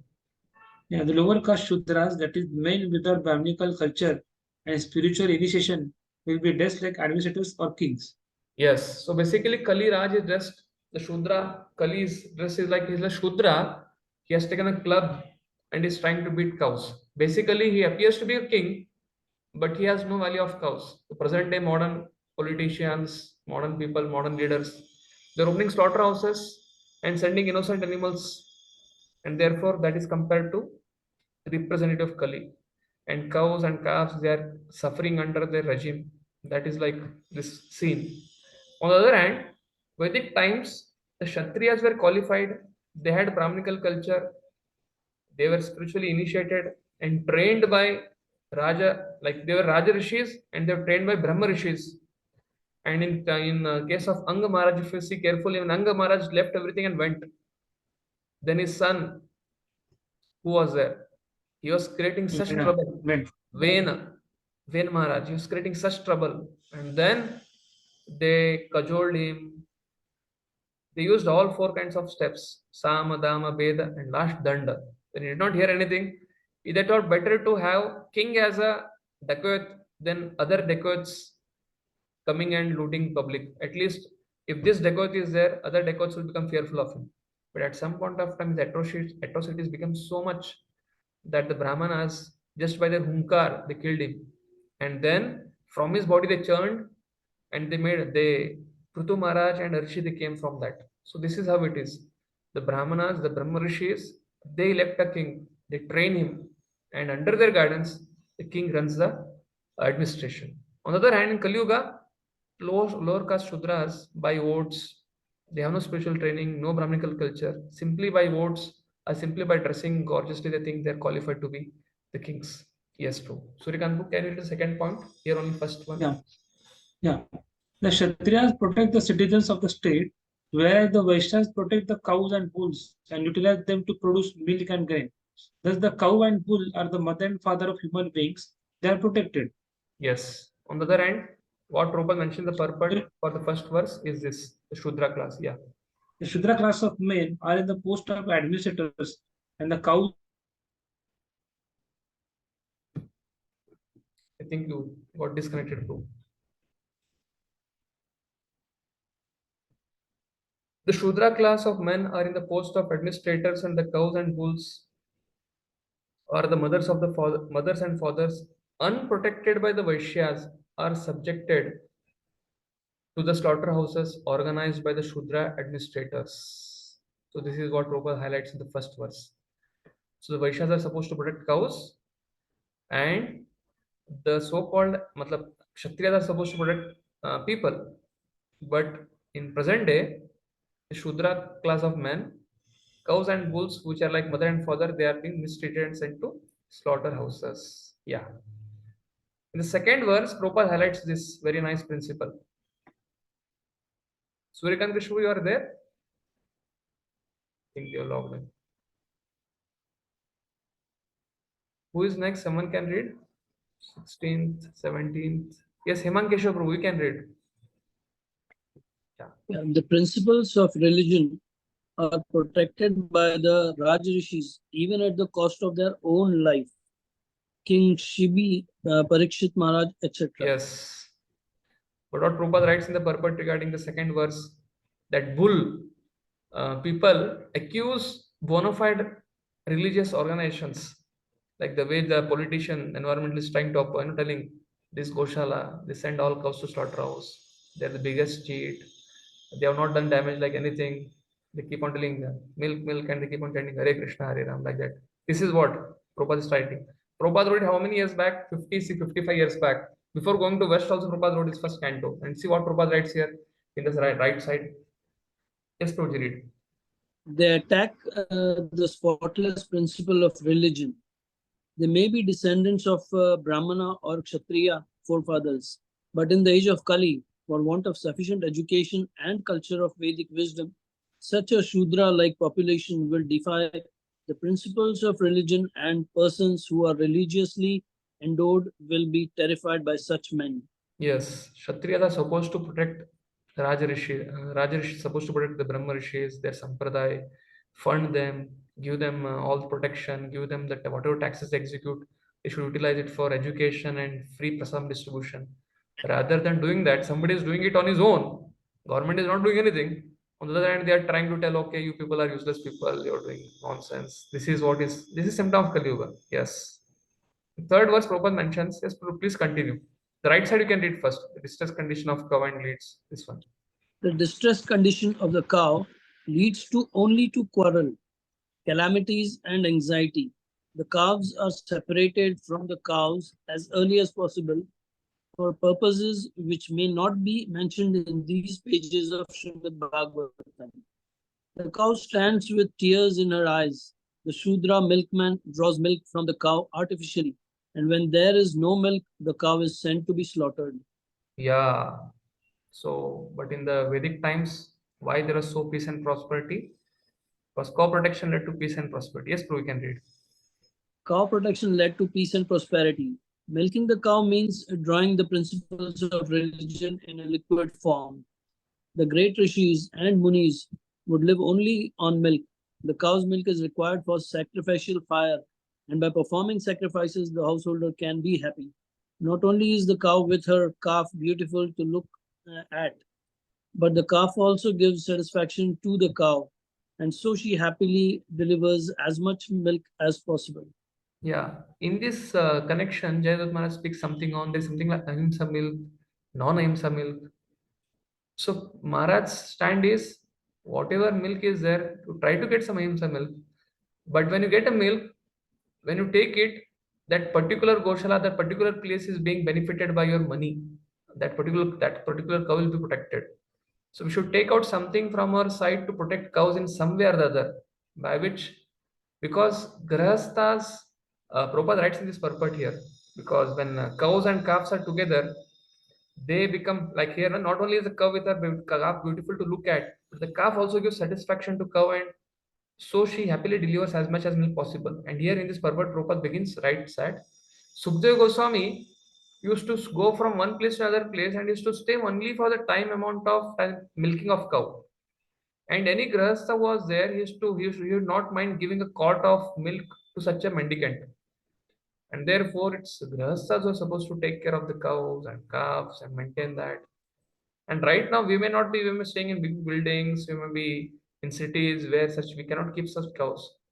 But what is our responsibility from others, our side, Jayas Maharaj mentioning is, at least whatever milk comes from whatever particular Goshala, we contribute for the milk which comes, and also we make it a point, whatever 1%, 2%, 3%, 4%, 5%, we can contribute for the fodder and we can adopt a cow. Basically, that kind of positive side is much more important than telling vegan and we don't drink milk, or some milk or something like that. That point he was trying to mention when he had come to Pune last year. Yes. So this is covered in the third verse, the distressful condition of the cow. Yes, Prabhuji, in fourth verse, next. Right side you can read first.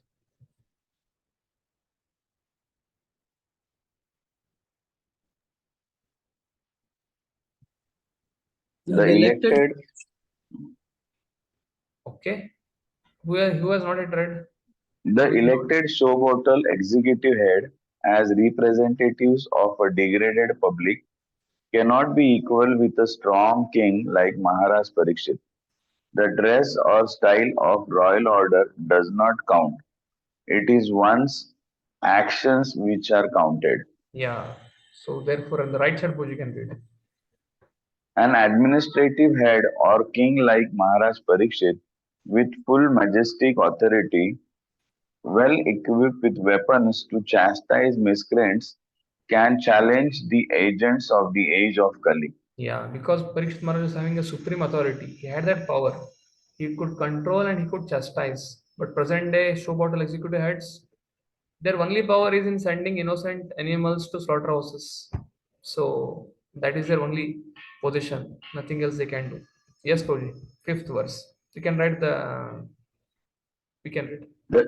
The Kshatriya king is considered to be a man god or representative of God for giving protection to the helpless and chastising the miscreants. Such a Kshatriya is also twice born like a Brahmana, and his duty is to give protection to the helpless. Yes. The administrative heads under whose nose cows being unrestrictedly killed are representatives of God in name only. The leaders of modern human society are not twice born by spiritual culture. Therefore, the people's government administered by people who are not twice born must be a government of Kali in which everyone is unhappy. Yeah. So because They are representative of God in the name only, and they are not twice born, so they can't align with Lord. Therefore, people are unhappy. Yes. So in 6 what Prabhupada mentions, we will end with this. Such murderers of animals stands to be condemned to death by the order of a pious like Maharaj Parikshit. For a pious king, the culprit who kills an animal in a secluded place is punishable by the death penalty, exactly like a murderer who kills an innocent child in a secluded place. In a civilization where God is conspicuously banished and there is no devotee warrior like Arjuna, the associates of the age of Kali take advantage of this lawless kingdom and arrange to kill innocent animals like the cow in secluded slaughterhouses.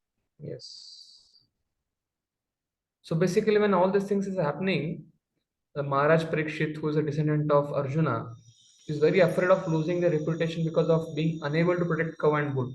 Because it is his kingdom, Kali is coming and attacking cow and bull. So first symptom of Kali, if you see the scene itself, Kali is come, cow is lamenting, bull is only on 3 legs, only on 1 leg.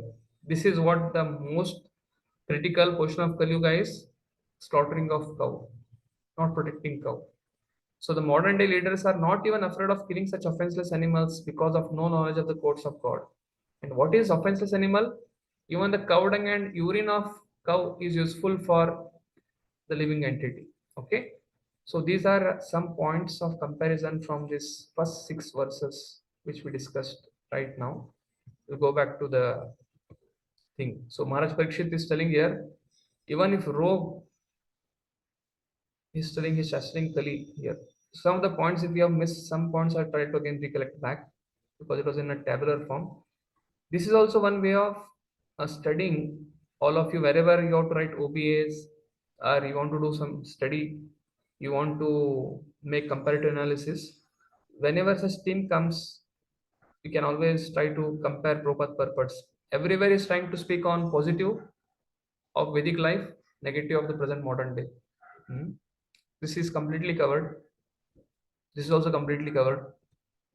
Yeah, here. Prabhupada is mentioning here. Milking cow means drawing the principles of religion.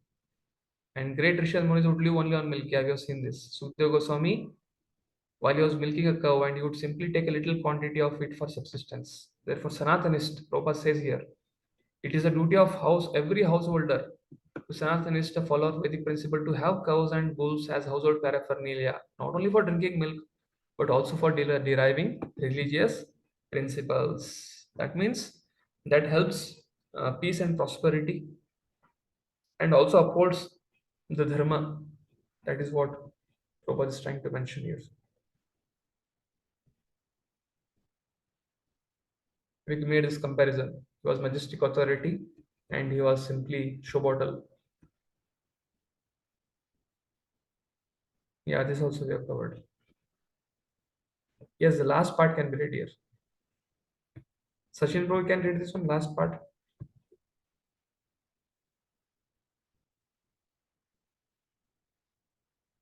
Sachin Lambe bro. No one expects justice or equality of treatment from one's born spiritually uncultured, though classmen.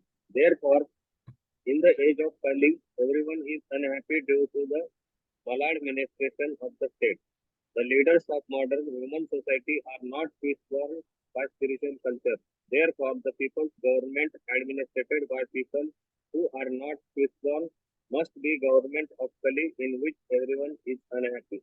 Yes, because the whole thing is maladministration. On the other hand, Parikshit Maharaj was completely as per the courts of the Lord. Yeah, we have covered this. We'll continue next. Parikshit is addressing now. After telling Kali first 6 verses, Parikshit comes back to the bull. He's inquiring from the bull, who has caused this situation for you? Tvamma mrinala davala padayir nyuna padacharan Vrisharupena kim kashchid devo no parikedayan. Yes. Vishwakirti Prabhu. Then Maharaj Parikshit asked the bull, "Oh, who are you? Are you a bull as white lotus, or you are a demigod? You have lost three of your legs and are moving on only one. Are you some demigod in the form of a bull who are causing us to grieve?" Yes. So basically, this vision Parikshit Maharaj is seeing in his samadhi. Therefore, he can understand it that actually it is a cow, bull, and he knows it that this bull is a representative of dharma in the form of a demigod who has come here. Therefore, he's trying to ask this question to him. And actually, this is a symptom or this is a vision Parikshit Maharaj is getting what is going to happen in Kali Yuga for future. So this is seeing in his Trikala Drashti, Parikshit Maharaj is getting this vision, and therefore is inquiring here. So at least up to time of Maharaj Parikshit, no one could imagine the wretched condition of cow and the bull. But Parikshit Maharaj could see it in future what is going to happen. Maharaj Parikshit therefore was astonished to see such a horrible scene.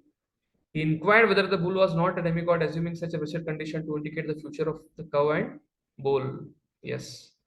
न जातो कौरवेन्द्राणां दुर्दण्डपरिरम्भिते भूतले नूपतानि अस्मिन् विनाते प्राणिनां शुचः. Yes, Prabhu, please continue. Now for the first time in a kingdom well protected by arms of king of Kuru dynasty, I see you grieving with tears in your eyes. Up till now, no one on the earth has ever shed tears because of royal negligence. Yeah, Parikshit Maharaj is so confident that because of her negligence, nobody has shed tears. Huh. Yes, Prabhu, please read the purport. The protection of the lives of both the human beings and the animal is the first and foremost duty of government. A government must not discriminate in such a principle. It is simply horrible for a pure-hearted soul to see organized killing, animal killing by the state in the age of Kali. In this age of Kali, Continue. Maharaj Parikshit was lamenting for the tears in the eyes of the bull, and he was astonished to see such a unprecedented things in his good kingdom. Men and animals are equally protected as far as life was concerned. This is the way in God's kingdom. That is Yeah. the way. So if you see carefully, Prabhupada's purports are not only just purports that Vedic times it was like this and modern time it is like this. In next 7 till 16 shloka, Prabhupada is going to come with a call for action. As devotees, what we are supposed to do for reversing this principle. Prabhupada is going to bring that. Ma saurabhyatra sucho vetute prashaladvayam ma rodir amba badram te kalana mai shastari. O son of Surbi, you need lament no longer now. There is no need to fear this low class Shudra, and O mother cow, as long as I am living as the ruler and sub ruler of the all envious men, there is no cause for you to cry. Everything will be good purpose. Protection of bulls and cows and all other animals can be possible only when there is a state ruled by an executive head like Maharaj Parikshit. Maharaj Parikshit addresses the cow as mother for he is cultured twice born Kshatriya king. Surabhi is the name of the cows which exist in the spiritual planet and are specially reared by Lord Sri Krishna himself. As men are made after the form and features of the Supreme Lord, so also the cows are made after the form and features of the Surbi cows in the spiritual kingdom. In the material world, the human society gives all protection to the human beings. But there is no law to protect the descendants of Surbi, who can give all protection to men by supplying the miracle food milk. But Maharaj Parikshit and the Pandavas were fully conscious of the importance of the cow and bull, and they were prepared to punish the cow killer with all chastisement, including death. There has sometimes been agitation for the protection of the cow, but for want of pious executive heads and suitable laws, the cow and the bull are not given protection. The human society should recognize the importance of the cow and bull and thus give all protection to these important animals, following in the footsteps of Maharaj Parikshit. For protecting the cows and Brahmanical culture, the Lord, who is very kind to the cows and the Brahmanas, Go Brahman Hitai, will be pleased with us and will bestow upon us real peace. Yeah. So this is a very important purport which Purjan was mentioned. So everything, most of the things in green here in this purport. So even Indra, when he offends the Brajvasis, he goes to Surabhi Mata and he brings Surabhi Mata from there. And then Krishna is pleased and then he forgives Indra. So Prabhupada is telling that cows are the most innocent animal. Even there, it comes in the further purport. Cow is such an amazing innocent animal. Everything of cow is useful for the human being, for his sustenance. Therefore, one should not kill it, one should protect it for real peace. Yes. Yasya rastre praja sarvas trashyante sadvi ashadubhi tasya matasya nashyanti kirtir ayurbhagogati esharadnyam paro dharmo hi artanam arti nigraha at enam vadishyami bhutadhruvam asattamam. O chaste one, the king's good name, duration of life, and good rebirth vanish when all kinds of living beings are terrified by miscreants in his kingdom. It is certainly the prime duty of the king to subdue first the sufferings of those who suffer. Therefore, I must kill this most wretched man because he is violent against other living beings. Praja means one who has taken birth in the state, and this includes both man and animal. Yeah, The Prabhupada, jungle yes, yes. animals. Yes, Madhavan made. So Prabhupada highlights in his purport what is that anytime any living being creates some inconvenience to other living beings in a state, in a forest, it's a king responsibility as Kshatriya to protect the innocent and to punish the perpetrator. So therefore, Prabhupada begins with when a disturbance is created in wild animals, village, town, the police takes action to kill them. Similarly, it's a duty of government to kill at once bad social elements such as thieves, dacoits, murderers. Therefore, Praja, and Praja doesn't mean only human beings. Praja also means animals. That is what Prabhupada is trying to highlight. Yes, Mataji, please continue. The jungle animals are also subject to the king and they also have a right to live. So, what to speak of domestic animals like the cows and Yeah, bulls? here nowadays, if you see carefully, there is this wildlife sanctuary. They have a lot of species update. They have a data, and if somebody takes a rabbit, I had a one devotee, I had one well-wisher who's custom officer, SP, and his main business is whenever somebody from other states they bring crabs, bring some animals in. They come in sleeper or in AC. They bring big trunks, and sometimes he was telling he had to go suddenly. He had come for a program. Then I asked him where he went. Then he told no, somebody from Tamil Nadu was bringing one trunk filled with crabs or something like that. Then they were caught. Somebody was trying to bring rabbit. Then they were caught. So when such lowly insects somebody is trying to bring, there is a surveillance for that in the name of endangered species or something like that. If somebody hunts tiger, people sue a person in court. If some wolf is killed or some animal is killed, people have a law for it. But when innocent animal, domestic animal, cow, mother cow and bull, when they are tortured, there's no censored word for it. That is the greatest fun of the world nowadays. Not only in India, outside India, it's so much. Like Maharaj was sharing one pastime that one woman sued one of the her neighbor, who had tied the dog very closely to the light pole. And why she sued? That the dog was suffering because of tying the rope so closely to the pole. And the judge asked the opposing lawyer asked the first thing to the complainer, "What did you eat for the breakfast?" And her reply was hamburger with beef. So she doesn't see the connection of killing an innocent cow and eating beef. but she is able to see the connection of tying a dog very closely to the light pole, and the name of environmentalist or animal activist, she is able to complain and sue a person to the court. This is the tragedy of present Kali Yuga.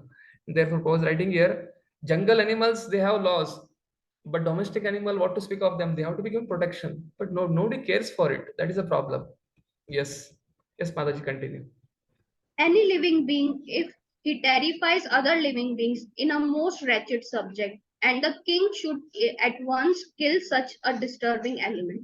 As the wild animals is killed when it creates disturbance, similarly, any man who unnecessarily kills or terrifies the jungle animals or other animals must be punished at once. By the law of the Supreme Lord, all living beings in whatever shape they may be are the sons of the Lord, and no one has any right to kill another animal unless it is so ordered by the courts of natural law.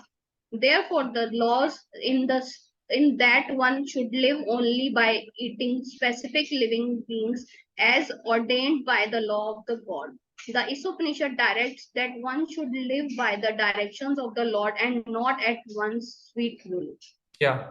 So Srila Prabhupada in this Ishavasham shloka, Ishavashamidam sarvamyat kincham jagatam jagat, tena taktena bunjita magradakashdanam. The conclusion part of the Ishavasham shloka, like all of you have done Bhakti Shastri, might be long back. The concluding section of that, Prabhupada brings in the point. A man should not be proud of just being vegetarianism, because even there are so many animals which are vegetarian. When a monkey is vegetarian, even a pigeon is vegetarian, but that is not glory in it. But one should offer the food in sacrifice and acknowledge the proprietorship of the Lord, that it is coming from the Lord, so I'm offering this food to you. So therefore Prabhupada mentions there. So what is human's quota? Human's quota is to accept vegetarian food, but that quota, who has given that quota, one should acknowledge the presence also and offering the food. Therefore one should eat prasad. So therefore Prabhupada is trying to bring this point from there. Yes, Mataji, please continue. The executive head must always be alert to the safety of the prajas, both man and animal, and inquire whether a particular living being is harassed at any place by another living being. The harassing living being must at once be caught and put to death as shown by Maharaj Parikshit. They must know the codes of God as mentioned in the revealed scriptures. Maharaj Parikshit quotes here that according to the codes of God, the irresponsible king or state executive jeopardizes his good name during duration of life, power and strength, and ultimately his progressive march towards a better life and salvation after death. Such foolish men do not even believe in the existence of a next life. I do not believe in any such ceremonies, and to submit to them, even as a matter of form, would be hypocrisy and an attempt to delude ourselves and others. I have no religious sentiments in the matter. Yeah, Prabhupada is trying to quote here about the modern day executive head. When he was there in the position, Prabhupada says here, while commenting on this particular verse, we have in our present statement of a great modern politician who has recently died and left his will. While dying, he's left a will. What was that? Don't do any of my Antim Sanskar. Don't do any religious performance for me. He was a Hindu Brahmin, and but discloses poor fund of knowledge of the courts of God mentioned by Maharaj Parikshit. The politician, what he wrote, I do not believe in any such ceremonies, and to submit to them even as a matter of form would be hypocrisy and attempt to delude ourselves and others. I have no religious sentiment in this matter. This is a present day modern king. Where are Rajarshis like Parikshit Maharaj, Shivi Maharaj, Lord Ramchandra, Pandavas, who are ready to shed their life for protecting the dependents? And where is a present day modern so-called leader who have no vision of even protecting innocent cow and bull? So that means they don't have even trust in what is Vedic literature, what their identification is, what is afterlife. So this is such a precarious condition. And Prabhupada concludes, yes, Mataji, please conclude what Prabhupada is concluding. The conclusion is that in the time of Maharaj Parikshit, people were happy and the animals were given proper protection because the executive head was not whimsical or ignorant of God's law. Foolish, faithless creatures try to avoid the existence of the Lord and proclaim themselves secular at the cost of valuable human life. The human life is specially meant for knowing the signs of God. But foolish creatures, especially in this age of Kali, instead of knowing God scientifically, make propaganda against religious belief as well as the existence of God, even though they are always bound by the laws of God, by the symptoms of birth, death, old age, and disease. Yes. So Prabhupada makes here a point in the beginning of the paragraph, contrasting the statements of the great politicians in the modern age with those of Maharaj Parikshit. We find a vast difference. Maharaj Parikshit was a pious according to the scriptural codes, where the modern politician goes by his personal belief and sentiments.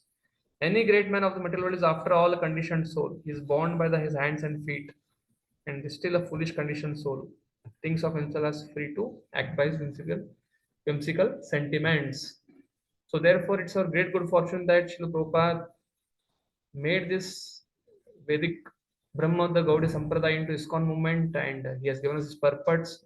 And because of this purports, we are understanding although the government is not doing anything for giving pure Krishna consciousness, but devotee like Prabhupada, pure devotee like Prabhupada has made an attempt to make this organization.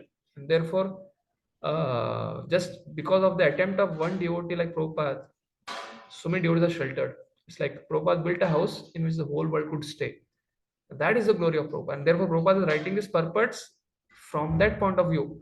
Can you imagine this is written when there was no ISKCON? Prabhupada used to go from Vrindavan to Delhi, and he used to save Anna 25 paisa of Tonga of his breakfast so that he could print this first canto of Bhagavatam. And this is the realization of Prabhupada. When there was no ISKCON movement, no devotees, and this is the vision of Prabhupada. And these purports are so relevant for us right now. So continuing with this 12th shloka now. Ko vrishchat tava padam strin saurabhe chatushpada ma bhuvam svadrashtrastre radnyam Krishnanu Vartinam. So this Radhan Krishnanu Vartinam is kings who are following the footsteps of Lord Krishna's advice. So Prabhupada mentions that modern day politicians also should accept Krishna's code. What is Krishna's code? Bhagavad Gita and Bhagavatam. Yes. Yes, Brashgori Mataji, can you read? You are left out. You are not read till now. He Maharaja Parikshit repeatedly addressed and questioned the bull thus, O son of Surbhi, who has cut off your 3 legs in the state of the kings who are obedient to the laws of the Supreme Personality of Godhead Krishna. There is no one as unhappy as you. Purport. The kings of the Yeah, you can read the full kings of the purport. Very important purport.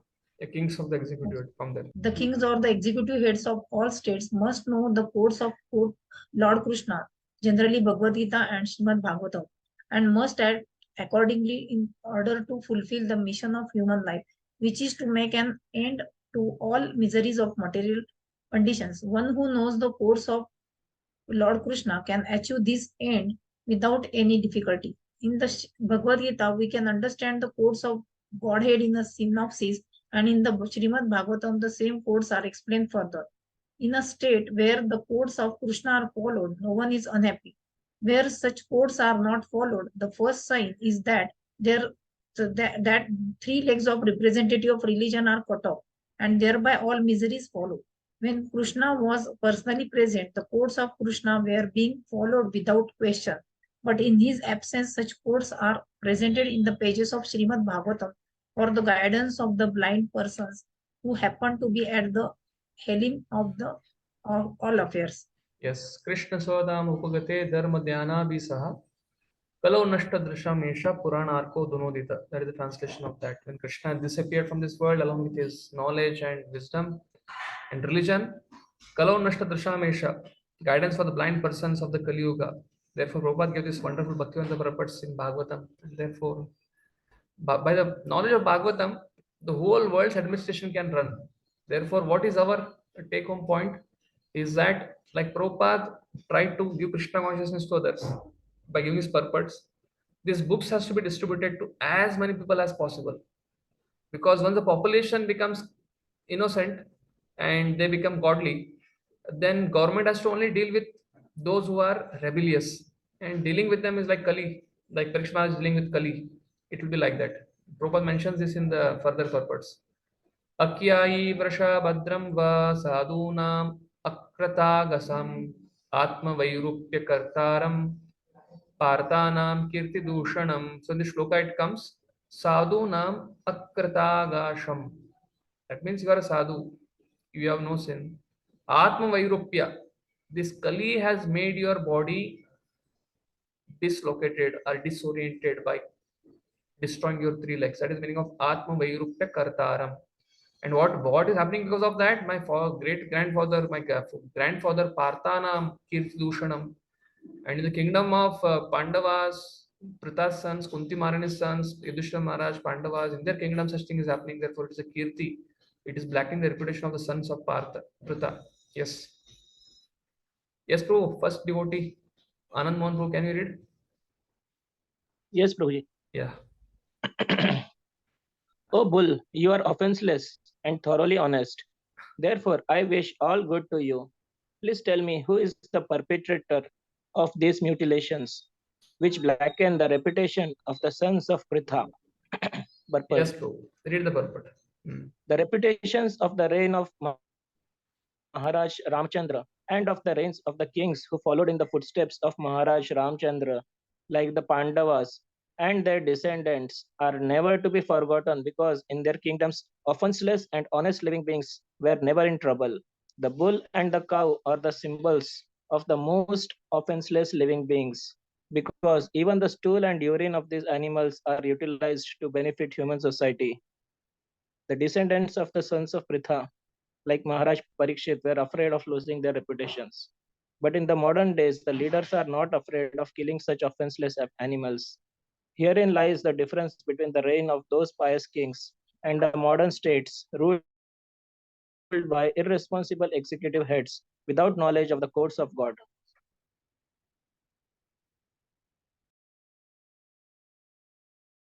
Parikshit Maharaja's concerned with that name. And here is the purport, 13th verse is the purport where Prabhupada mentions, even the stool and urine of the cow and bull are so glorious that are used in service of the humanity. Therefore, they are offenseless human beings.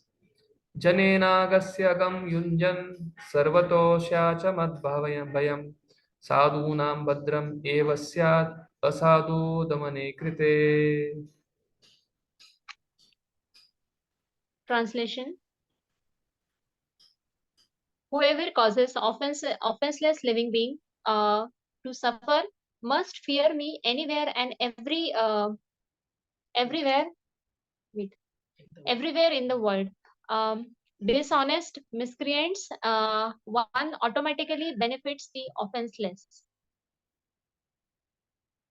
Dishonest miscreants and automatically benefits the offenseless. So Parikshit Maharaj is telling the shloka, whoever is a perpetrator, whoever has given you suffering, he might be in the Patala, he might be in Swarga, Upper Loka, anywhere. I have the jurisdiction to go and catch him and bring him and punish him.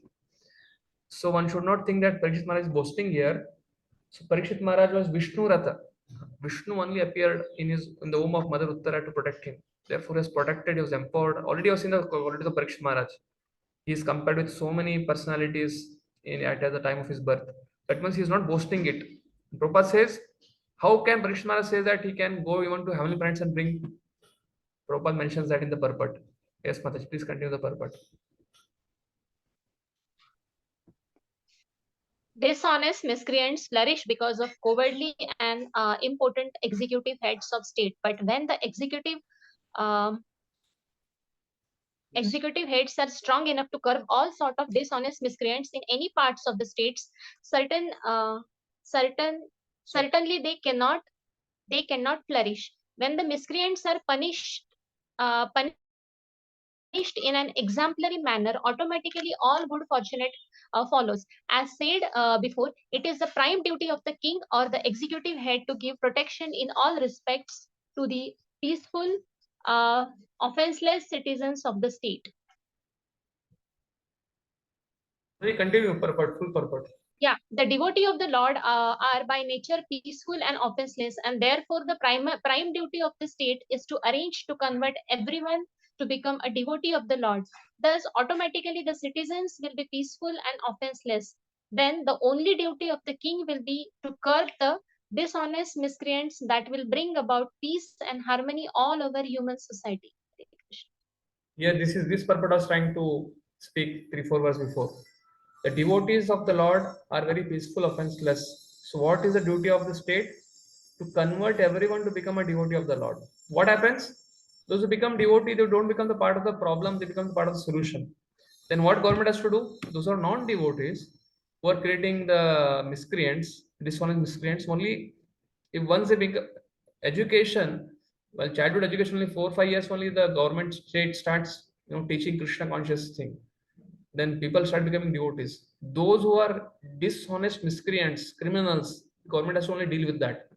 But right now, what is happening is even the whole mass is not trained, not educated spiritually, and at any moment, because of their ignorance, they're breaking principles. And what happens? Like one rotten mango or apple spoils all the apples. So similarly, such miscreant criminals, they are utilizing the perverted intelligence, and this misguided citizens and people of the Kali Yuga who are not trained, they are utilizing them and doing all the nonsense. So therefore, Paul is trying here that we should try to preach. Our government should try to make it a opportunity to convert everyone to become a devotee. Then what will happen? Only few miscreants will be left, and they have to be disciplined and handled, and that will bring about peace and harmony to all society. Anagasham iva bhuteshu yagashkrin nirankushah ahartasmi bhujam sakshat amritasyapi Sangadam. Yeah, here is about the heavenly planets. Even if Amritasyapi Sangadam means that personality who is torturing you, even if he is from the upper planet system, Amritasyapi Sangadam, I will even come, I will even punish him also. Yes, next. I think Shobha Lakshmi Mataji has not read till now. You can read, Mataji.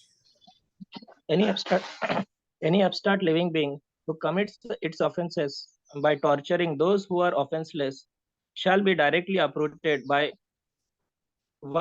me, even though he be a denizen of heaven with armor and decorations.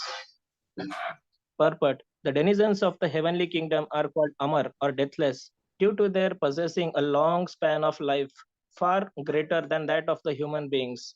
For a human being who has only a maximum 100-year duration of life, a span of life spreading over hundreds of millions of years is certainly considered to be deathless. For example, from the Bhagavad Gita, we learn that on the Bro, you can Brahmaloka read this planet, one. the duration of one day is calculated. Anand, bro, can you read this one? Therefore, in all high planets, read this one. Conclusion. Therefore, in all higher planets, since the span of life is far greater than that of the human beings, the denizens are called deathless by imagination, although actually no one within the material world, material universes is deathless. Yes. Maharaj Parikshit challenges even such denizens of heaven if they torture the offenseless. This means that the state executive head must be as strong as Maharaj Parikshit, so that he may be determined to punish the strongest offenders. It should be the principle of a state executive head that the offender of the courts of God is always punished. Yeah. Ratno hi paramo dharma swadharma sanupalanam sashato anyanyata shastram anapadi utpatan iha. The supreme duty of the religion is to give all protection to law-abiding persons and to chastise those who stray from the ordinances of the scriptures in ordinary times when there is no emergency. Yes, Mother, you can read the first paragraph, you can read completely. In the scriptures, there is mention of apad dharma or occupational duty at times of extraordinary happenings. It is said that sometimes the great sage Vishwamitra had to live on the flesh of dogs in some extraordinary dangerous position. In case of emergency, one may be allowed to live on the flesh of animals of all descriptions, but that does not mean that there should be regular slaughterhouses to feed the animal eaters, and that this system should be encouraged by the state. No one should try to live on flesh in ordinary times, simply for the sake of the palace. If anyone does so, the king or the executive head should punish him for gross enjoyment. You can read this one, such Swadharma, yeah, from here. Swadharma might be violated in cases of emergency, if one is forced by circumstances, but they cannot be violated in ordinary times. Yeah, till the end you can read this purport. The state executive head is to see that such Swadharma is not changed by the follower, whatever it may be, and he should give all protection to the follower of Swadharma. The violator is subject to punishment in terms of the Shastra, and the duty of the king is to see that everyone strictly follows his occupational duty as prescribed in the scripture. Yes, Hare Krishna. So now we have come to the conclusion of Parikshit Maharaj. He has chastised Kali. After chastising Kali, he is asking, inquiring from Dharma, the bull, who has caused this, and he is telling, even if it is a demigod, I'll bring that upstart and try to punish him. So Prabhupada writes in the purport that a devotee on his own is not so powerful, but being empowered by Krishna, the devotee can do Herculean task. So that is why Parikshit Maharaj, on the strength of Krishna's protection, he is giving that challenge to the perpetrator. And further in next session, tomorrow I think all of you have exam, right, Anushru? Yes, Prabhuji. Yes, Prabhu. Okay, you want to have tomorrow or you want to have next week? Next week. Next week. Next week, Prabhu. What Anushru? Okay, anyway, next week I'm traveling to Vrindavan. So next Saturday, I'll give the class. But Sunday I'll not be able to give the class. So because of that, this exam can be postponed to the next Sunday. Then tomorrow and coming Saturday, I'll start 18th chapter and then pause. Then that Sunday you can give the test. And then again we'll give some time for you for this test, which is going to come. If it is okay for everyone, they can raise their hands. Or you want to give, you want to give tomorrow only, then okay. More time is always welcome, Prabhu. Huh? Tomorrow? Giving more time is always welcome, Prabhu. Okay. Anushka, it's okay? Yes, Prabhuji, I see all devotees smiling. Okay, okay. No issue, then we'll do that. And one thing, after there, immediately minus this next test, then we will have shloka test of 10 shlokas. Okay? Hare Krishna. Yes, Vishwakirti, you had raised hand.